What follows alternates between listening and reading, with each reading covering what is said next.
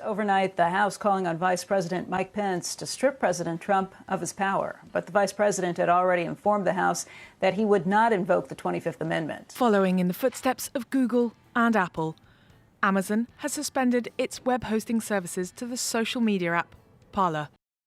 Good morning, good afternoon, or good evening, depending on when you are tuning in. My name is Jonathan Torres-Herrera, and you are watching or listening to the JTH show. Today, let's talk about Trump getting impeached for a second time, and the app Parler is magically gone by the as deemed by the internet gods and everyone else. But first, roll the intro.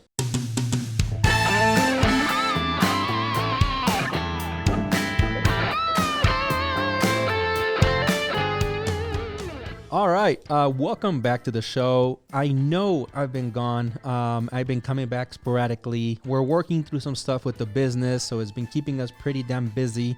But we're back today again with Josh here helping me co-host the show. Josh, welcome back to the show. Hello, it's great to be here again. Thanks very much. So we got a little bit of a shorter one. We had a nice long show last time, right? Yeah, we did. Yeah, it was some might say too long, but I enjoyed it. It was the beta one. It was fun. It was getting some stuff out there that people wanted to see, which, by the way, if you haven't caught it, go ahead and catch it. We did it sometime last week. Also, you can watch this episode and any other episode on Spotify, Apple Podcasts, Google Podcasts, or Radio Public. All right. With that said, let's jump into the news. Let's jump into what is happening in the world. Let's discuss. The first story we're going to start with is actually going to be the Parler one. We'll go into the Trump here shortly, which is a way I know a lot of people want to know and hear.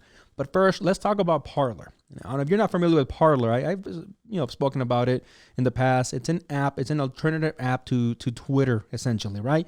It's an app that initially, when it came out, they said, hey, we want to allow our users a little bit more freedom, specifically those things around speech that, Twitter was growing notoriously around shutting people's voices down, right? Now, depending on what side of the aisle you're on, depending on what you believe, some people will say, oh, yeah, they're shutting down the people on the right.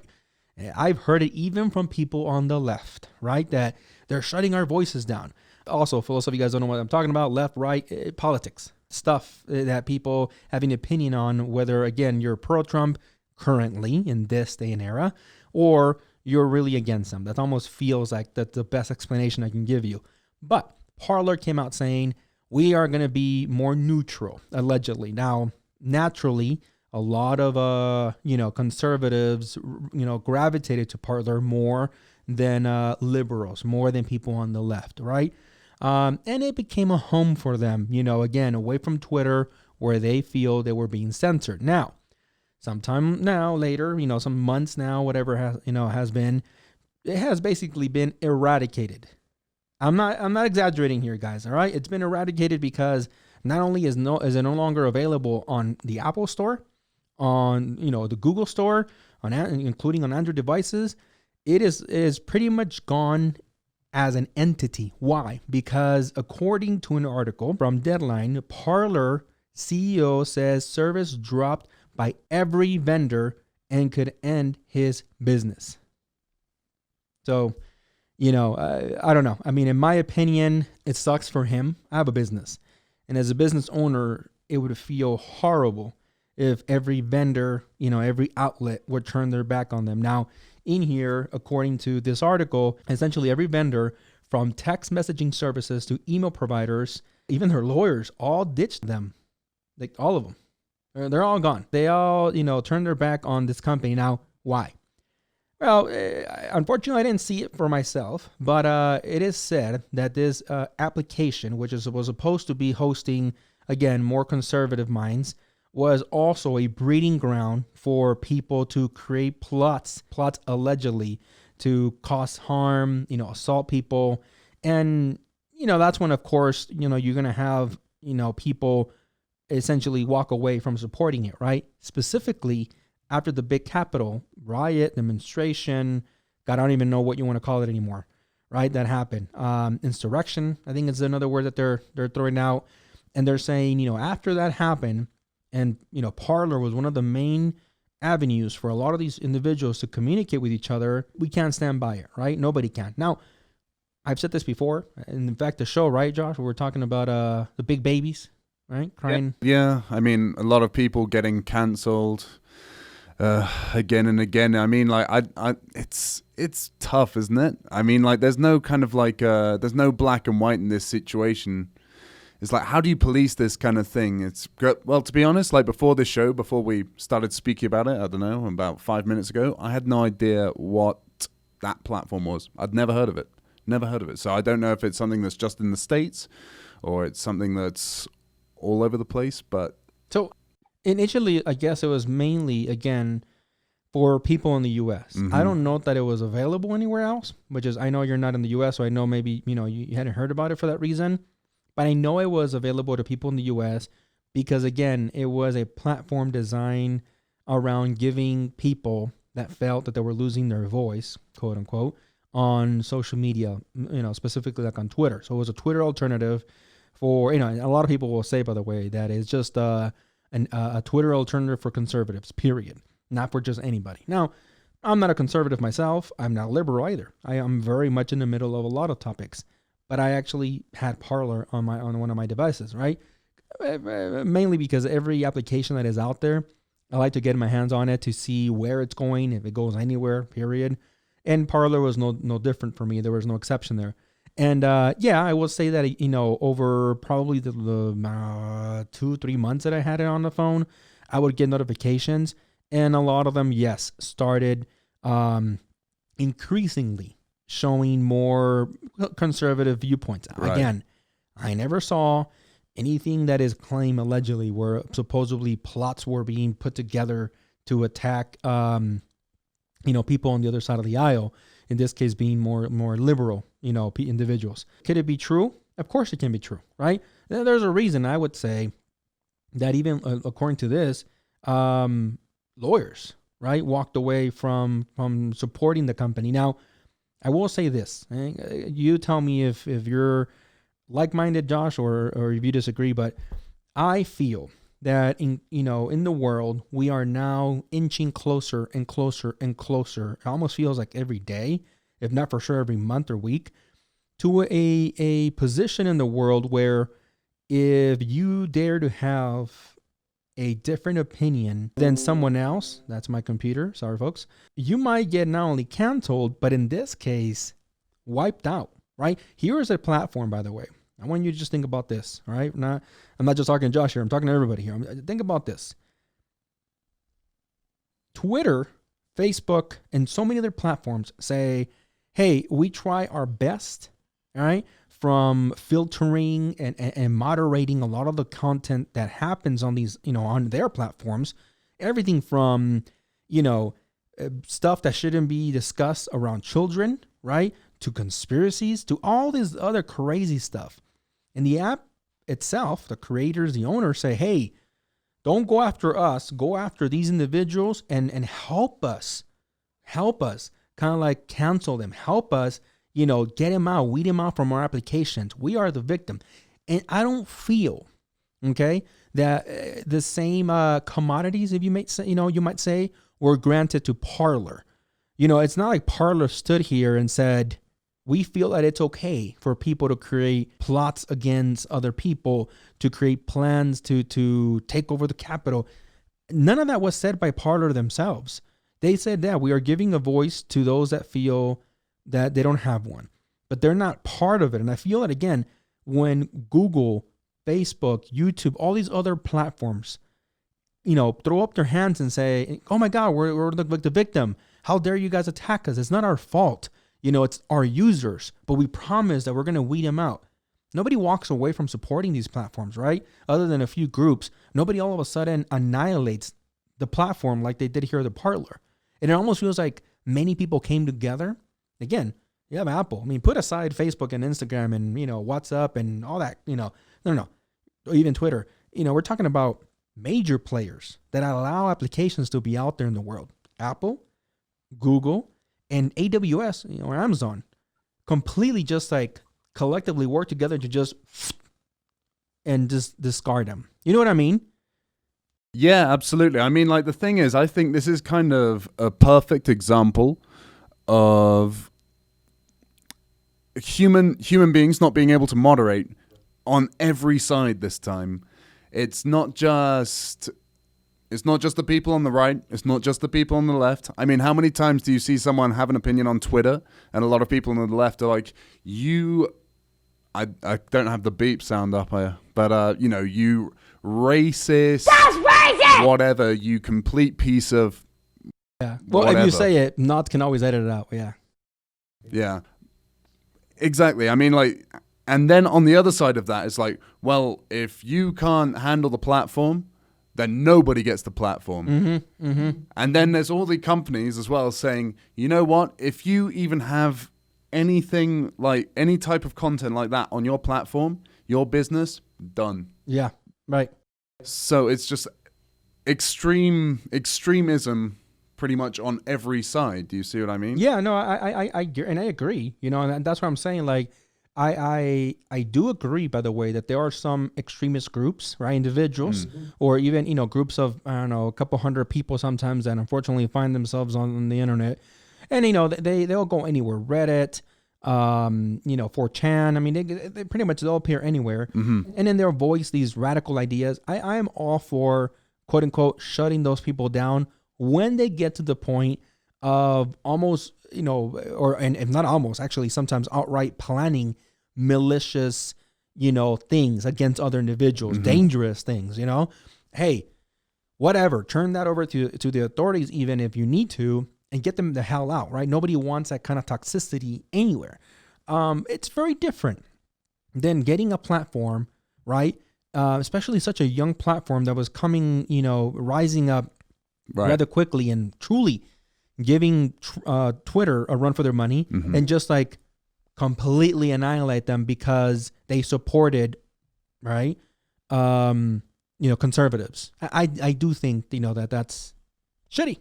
Could this be something bigger? Could this be an Alex Jones conspiracy of the leftist media looking to kill off the competition from the right? Why not? Why not, man? I mean, they say in love and war, all is fair, they say, and this is a war of the apps, right? I mean, so to speak. Well, yeah, it certainly looks like it.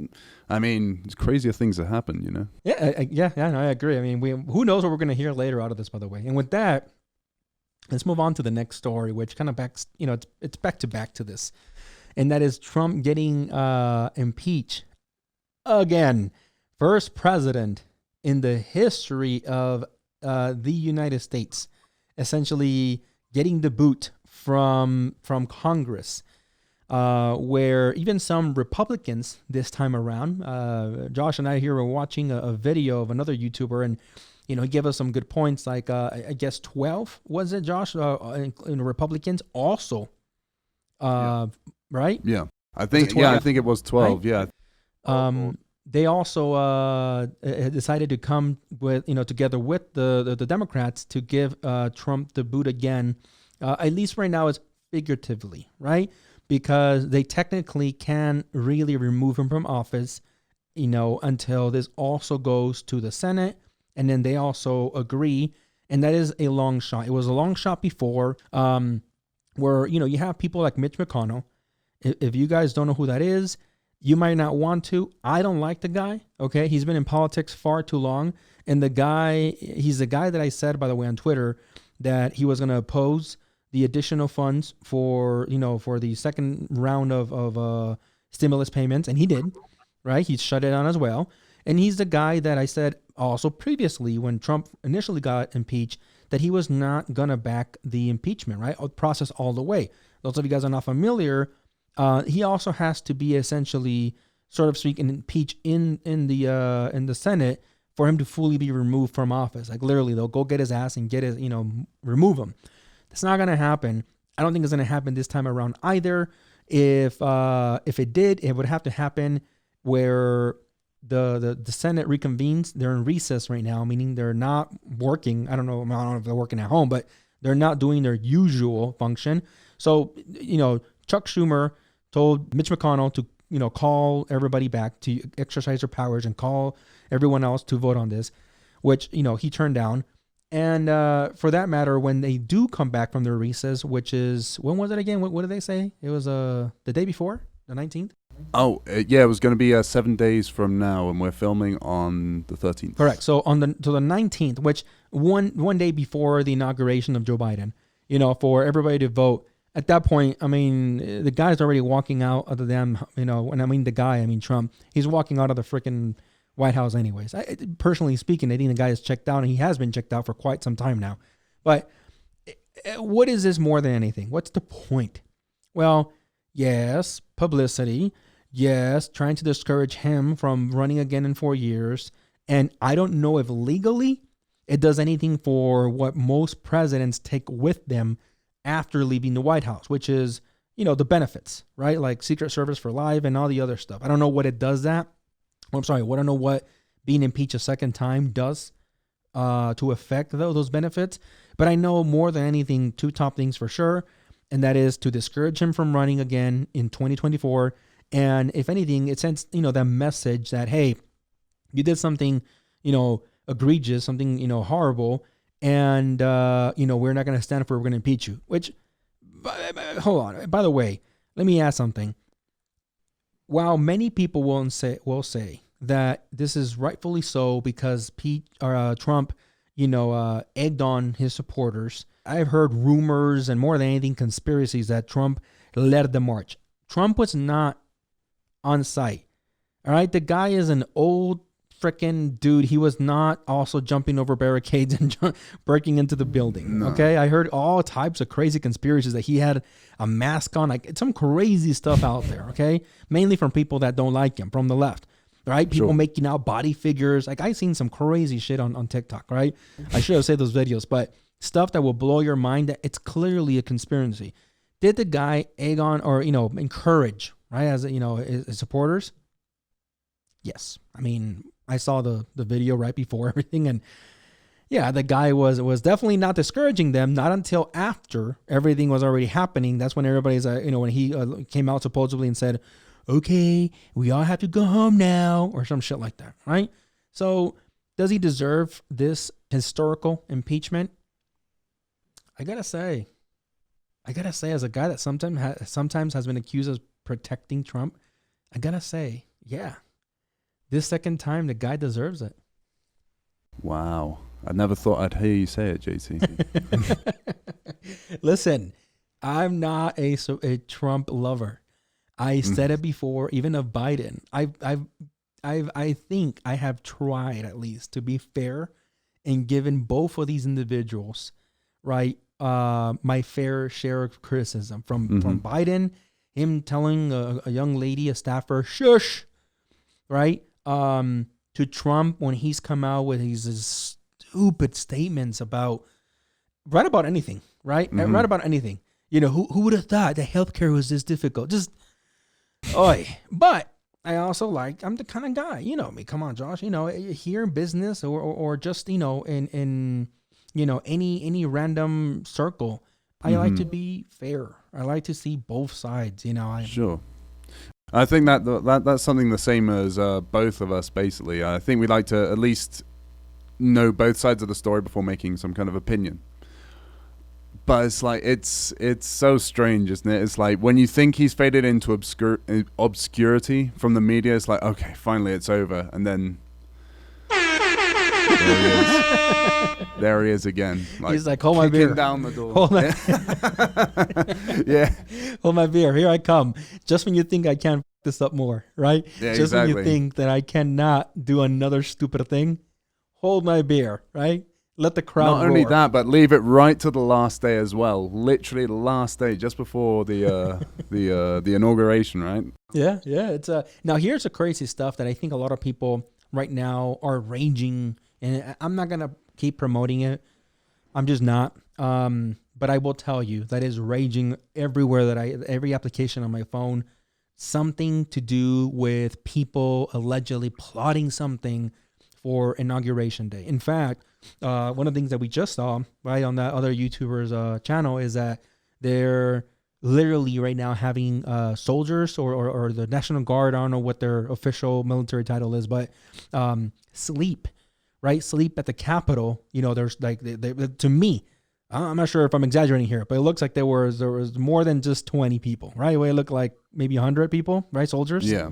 Yeah, it was quite a lot. I mean, yeah, it looked like they were actually taking it seriously. Yeah, so it looks like, they're getting prepared, and I think some of those photos have probably made it out, to the world.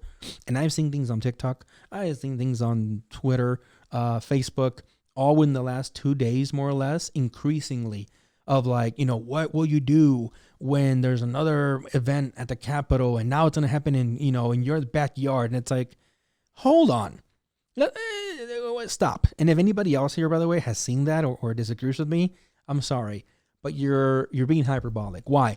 Because while something could potentially be in the works, right, being planned out, one, the law enforcement agencies like the FBI, CIA, they're going to be all over this, right, at this point. And two, if something were to happen, in my opinion, it's going to happen at the Capitol, not in my backyard. I live in El Paso, Texas. I don't think anything's going to happen in my backyard, right?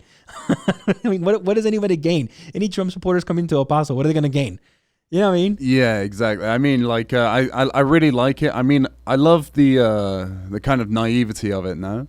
They think like, yeah, the revolution's just around the corner. The revolution's been around the corner for the last 100 years or so. We're getting up to 100 years. I think that that we've been waiting for the revolution. I'm still waiting. I think a lot of people are, in terms of, and I think, by the way, I want to make sure I leave the disclaimer on here. When I mean revolution, I don't mean dead bodies in the street.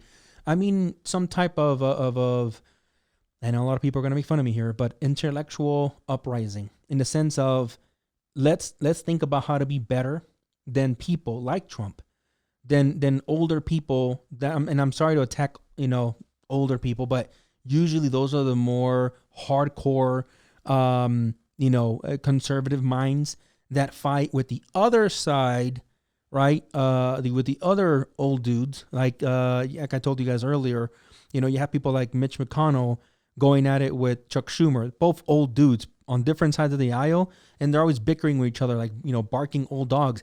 Those are the individuals that people that want to start a revolution, this intellectual revolution I'm talking about, really rise up against these individuals, and really these are the people that should be canceled out of politics, right? Make new wave, make new room for younger, smarter, more centric individuals. Enough of this, you're either on the left or you're on the right. And unfortunately, a lot of the, younger generations are being driven to think that way, into thinking, well, it looks like I have to pick a side.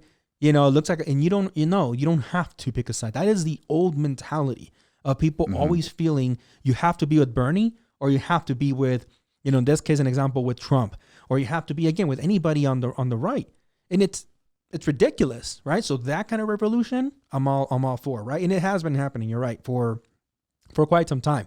Unfortunately, it is always leading to physical altercations, right? Physical disasters, and that's really not gonna get us anywhere. Let's talk about everything that has happened this year with BLM riots, or Patriot riots. They call themselves Proud Boys. What has it gotten us? I mean, how much closer are we to agreeing on anything? Nothing, none at all. Basically, we're just Well, I'd really like to think that that's a really hopeful way of actually looking at the future. I like that. There's kind of, I guess you could almost describe it as like post-political, if you like, kind of this post-political thing where we can actually agree to disagree with each other and not get triggered. Exactly. And just actually be able to listen to each other and not be like, I don't know how to describe it. It's just be able to listen to each other and not get, not explode at the first person who actually disagrees with you. Exactly. You know what I mean? Exactly. And that's what happens most of the time, is that, if I were to tell literally a lot of what I'm saying actually on this very episode to someone that is hardcore, either on the right or the left, they'll want to cancel me. They'll want to ruin my life. They'll want to call me, all sorts of names, because I don't agree with their ideologies. And it's dangerous, because, again, those are the individuals breeding, first of all, future generations. Second of all, those are the individuals that end up at freaking a stupid Capitol building trying to break in. Those are the individuals, a hardcore, and they think I am patriotic. They literally call themselves that. Or, no, I stand with, I don't know what they call them now, Antifa, BLM, leftists, like whatever, pick your poison. And it doesn't have to be like that, right? All because of, and I think we spoke about this once offline, tribalism mentality.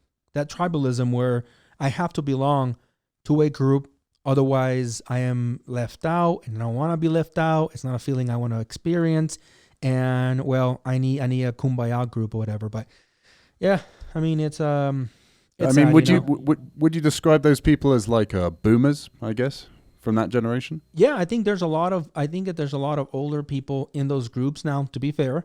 I also seen a lot of young individuals, but I think those individuals are there because they're impressionable, right? The young 14, 15, 18, even 25 something year olds, they're impressionable still, right? And to be fair, it's a gigantic problem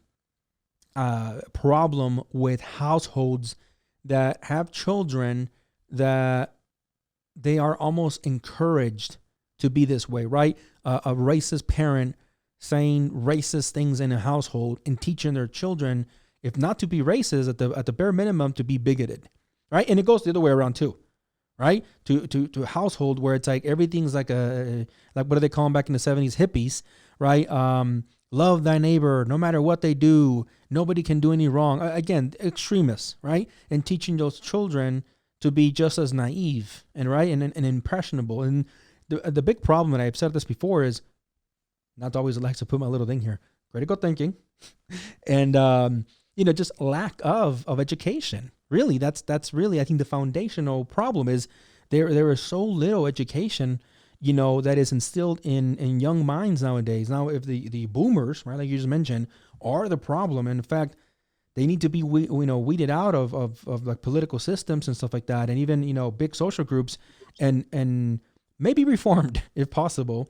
The bigger problem is, how are we educating younger minds, right? What are we telling them, so that they won't grow up racist, or they don't grow up, to be someone that is easily impressed, right? What I always have a problem that I say on this show as well, influencers by influencers. It's because they're scared in one way. I mean, it's like you always hear these people talking about the good old days, Oh, yeah, the good old days when casual racism was a thing before women had more rights and stuff like that.